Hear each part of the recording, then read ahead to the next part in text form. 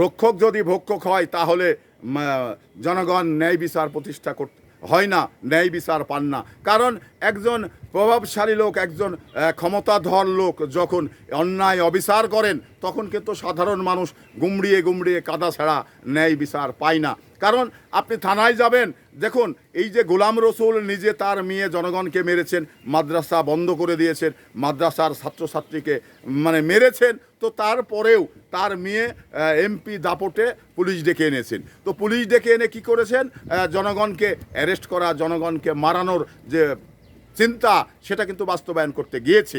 তো এখানে আসলেই যেমন জনগণ ছিল ওখানে কথা বলেছেন যে এই অপরাধী এমপির মেয়ে নিজে, যার কারণে হয়তো বা পুলিশ এটা মিউচুয়াল করে গেছেন। তো এখানে আমরা আইনের ধারক বাহক যারা, তারা যদি আইনকে কিনা বেচা করেন তাহলে কিন্তু মানুষের স্বস্তি আসে না, মানুষ স্বস্তি পায় না। তো এখানে এই যশোর 4 যে সংসদ সদস্য গোলাম রসুল, এই ভদ্রলোক যে কাজটি করেছেন, তার মেয়ে যে বেপরোয়া কাজ কাম করে যাচ্ছেন এবং মাদক সেবন করে যাচ্ছেন, মদ খাচ্ছেন, সিগারেট ওপেন ধরিয়ে জনগণের সামনে টানছেন, তাহলে এটা কোন মানুষ?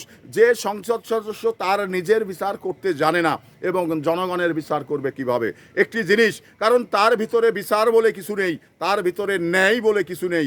যদি ন্যায় প্রতিষ্ঠা হতো তার ভিতরে, তাহলে তার মেয়ের বিচার আগে করত। ওই মেয়েকে বাড়ি থেকে বের করে দেওয়া দরকার ছিল, ওই মেয়েকে পাগলাগারদে রাখা দরকার ছিল। তো সেটা না রেখে ওই মেয়ে দিয়ে ওই এলাকার মানুষকে নির্যাতন নিপীড়ন করছে।